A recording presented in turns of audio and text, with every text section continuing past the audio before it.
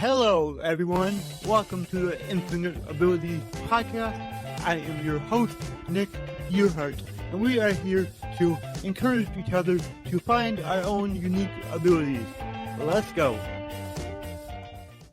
All right, everyone. So today we have Mike Hurd, and he is a coach, and he's a very unique coach. So I'll let him explain to you exactly what he does. So, Mike, can you tell the audience about yourself? Yeah, absolutely, Nick. Thanks for having me on your podcast. I really appreciate it and look forward to our conversation.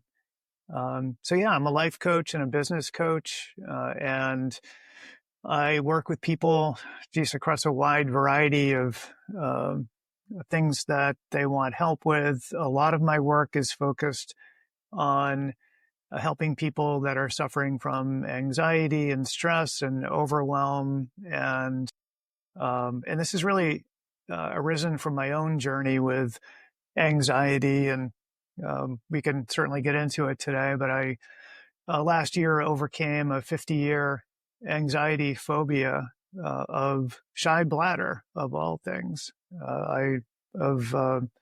It's technically called Shy Bladder Syndrome or periuresis, which is the inability or extreme difficulty of being able to urinate in a public situation, public restroom.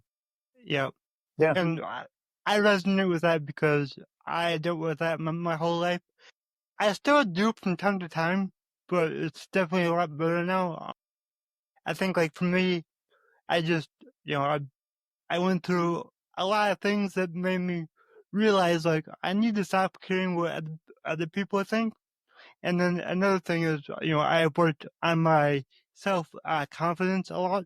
So I'm a lot more confident. So I think when you have the confidence, you don't get shy as often, regardless of if it's in the bathroom or not. Like, don't get shy as often ever.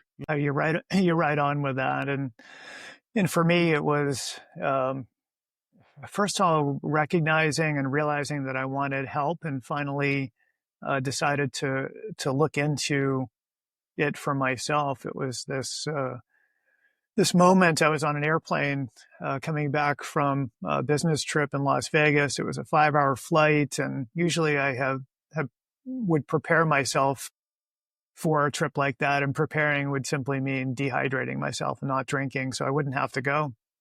And I was a couple hours into the flight, knew I had to go. It was pretty bad, and when for people who have this, at least for myself, and I've learned that thousands of others who have this, that when you do have to go, it doesn't matter how bad, that there's a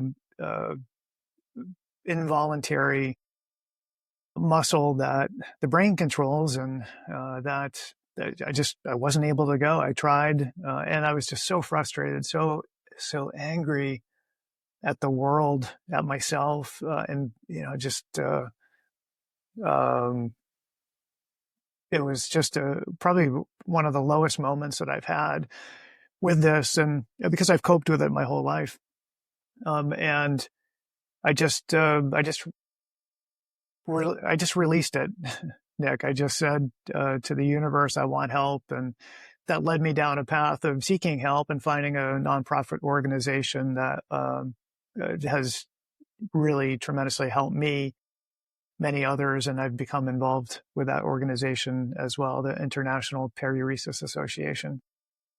Really awesome. And so I want to go back to something that you said. You're saying that for you, it was just like a public restroom in general, not even if anybody else was in there or not. It was just, for me, it's interesting. If it depended on the public restroom, and it depended on my state of mind before, during the situation.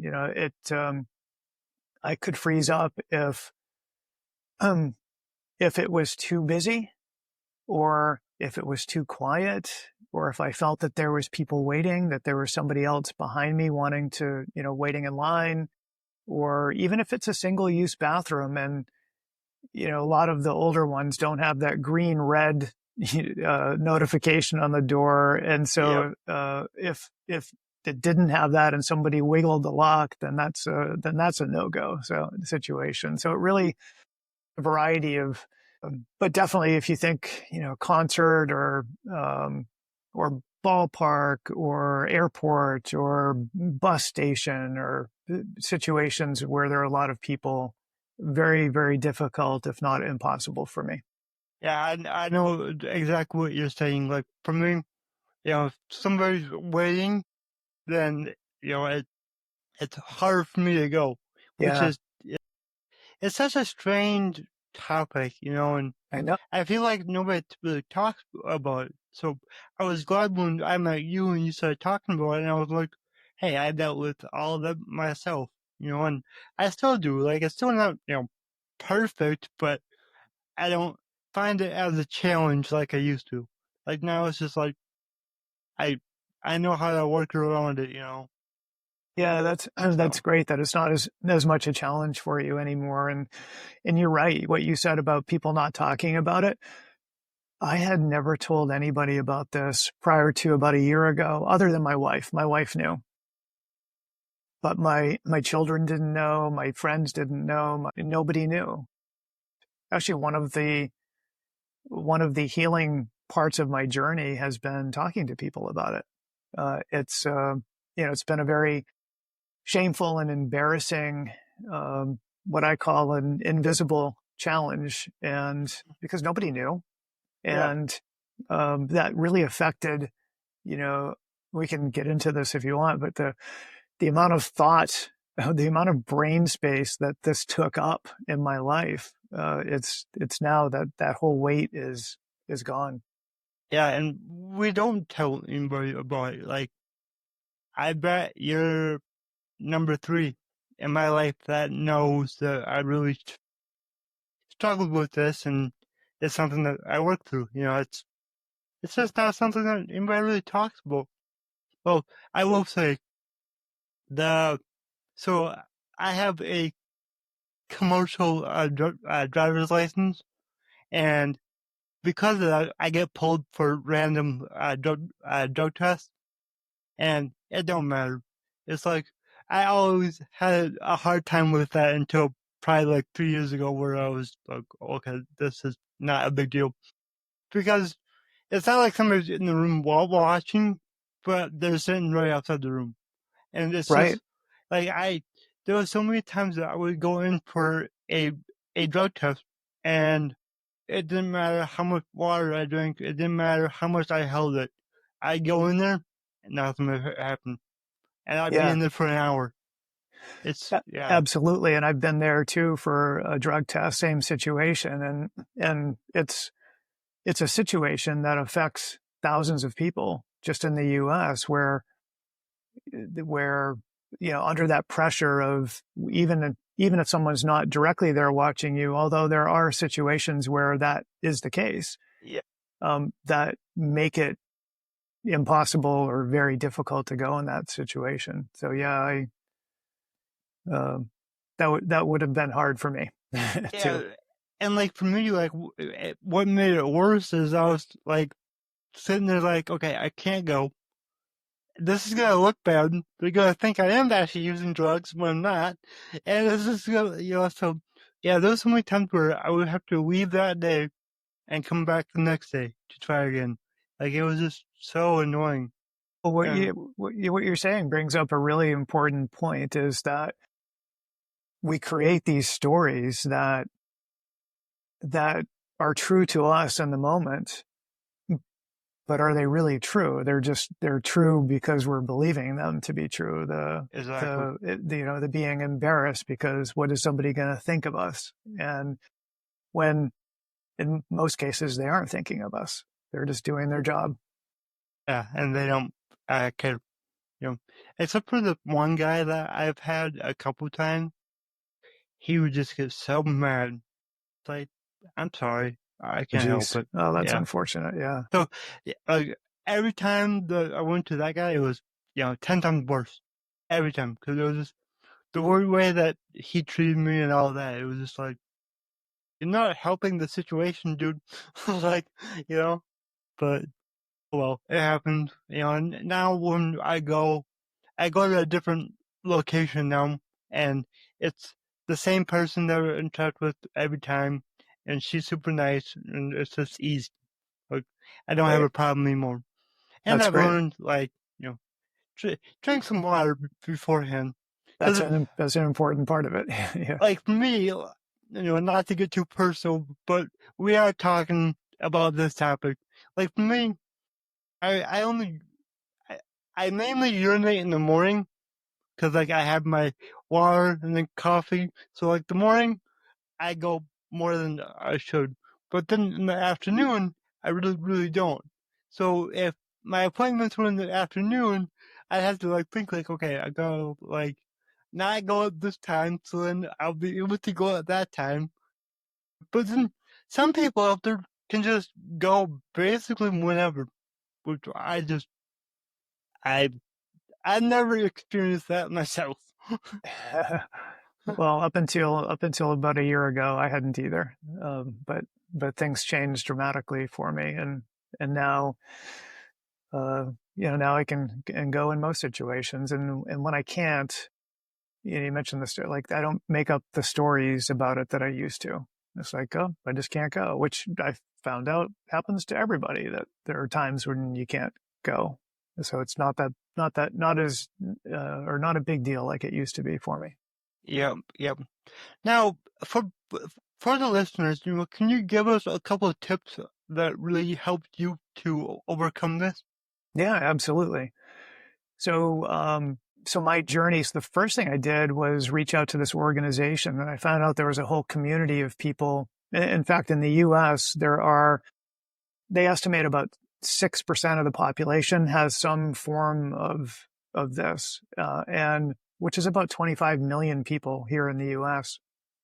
Um, so there's a lot of people that are affected, and so there's an organization that has a tremendous amount of resources available to help people, and those resources include, and I've tried a lot of the resources, and which includes a support group. I didn't realize there's actually virtual and in-person support groups where people who have shy bladder can get together, tell their stories, hear other people's stories, and realize, and just talk about it. For many people, actually for me included, it was the first time that I told people about my Yeah, situation.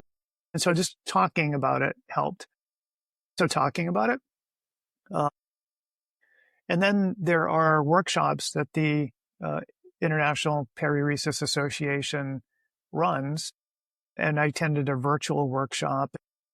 The workshop is part education and part about, educating everything about, how do they think shy bladder happens, and the anatomy of the bladder, and just how peeing is supposed to work. And then the other part of it, and a big part of it, is practicing, and the practice technique they um, that they teach in the workshops and encourage, that works to help improve this for many people, is called graduated exposure technique or therapy. And essentially, it's pairing up with another person called a pee buddy, and then drinking enough water so you have to go, and then at different points in the day breaking off from the group and practicing.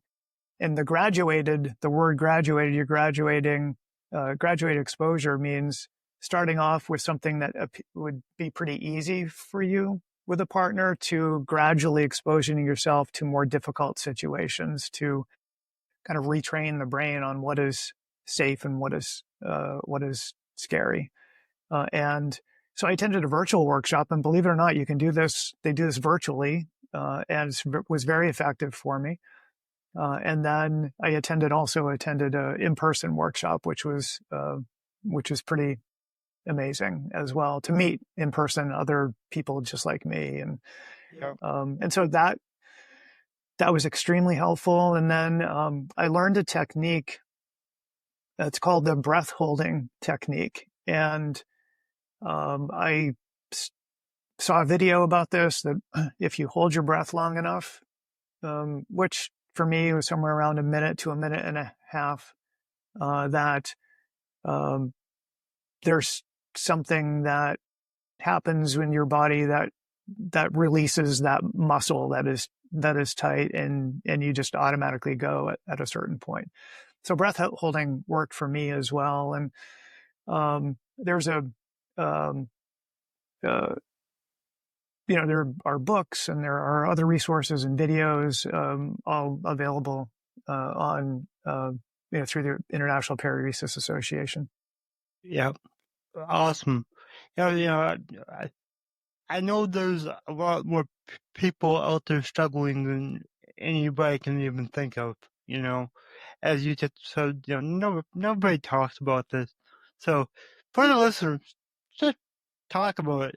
Like, yeah, it's embarrassing, but the fact is, more people are struggling with it than you think, and therefore, it's not. I don't think it's uncommon at all. So, realistically, it shouldn't be anything to be embarrassed about. Like, this is just, it happens, you know? Yeah, and you bring up a good point, Nick, that the embarrassment part. You asked what has helped me with overcoming this. The other thing that's helped me is really understanding how my own thinking is creating my reality. And I've seen how, and it's not, we tend to think, and I did for most of my life, that external circumstances create my reality. Like something out there can make me feel a certain way or think, believe a certain thing. And really the only thing that can make me believe anything is my own thinking about it, like my own, the meaning that I'm attaching to the thought. And so just as an example, before I would go on a flight, I would wake up in the morning, and where I am, I have to usually catch 5:30 flights to get anywhere. So early flight, wake up early, Yeah, and I would have maybe a half a glass of water. So I'd, at least have a little bit of liquid, but I'd have all this thought about where am I going to be able to use the bathroom? Am I going to be able to have to go when I get to the hotel near the airport? Because if I go to the airport, there's a chance I might not be able to go if there's too many people or if it's too noisy. And so all of these stories I was believing about the future that hadn't happened yet, but I was creating this panic situation. And yeah, today, same scenario, I get on an airplane, about to go on a flight, and I don't even think about that anymore that's because awesome. because I know if I'm about to go into a public restroom, I don't have all of that negative chatter. Well, it's funny. I do have some negative thinking, that this old habit of negative thinking Yep, that comes in. I just don't pay attention to it anymore. yeah, you, like, I know for me, like, I used to have a lot of negative self-talk, and I still do, but it's when you can learn to recognize it and then shift that thought into something positive, or just tell yourself to shut up because it's not true. It really does help. So I know exactly what you're talking about. Yeah. Yeah. Thanks.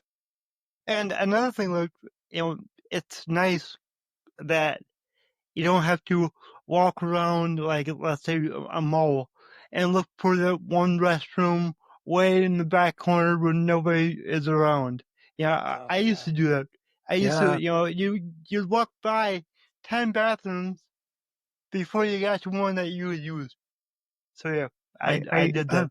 yeah. So yeah, like I'm just have so many memories coming back when you're saying that. And one point in my career, I was driving a lot, and I live in the Northeast U.S., so around New England was my territory. And I mean, heck, I would know every bathroom on my route where there was a good chance that I would be able to go, and that would just take up, again, just what you're describing too, like that.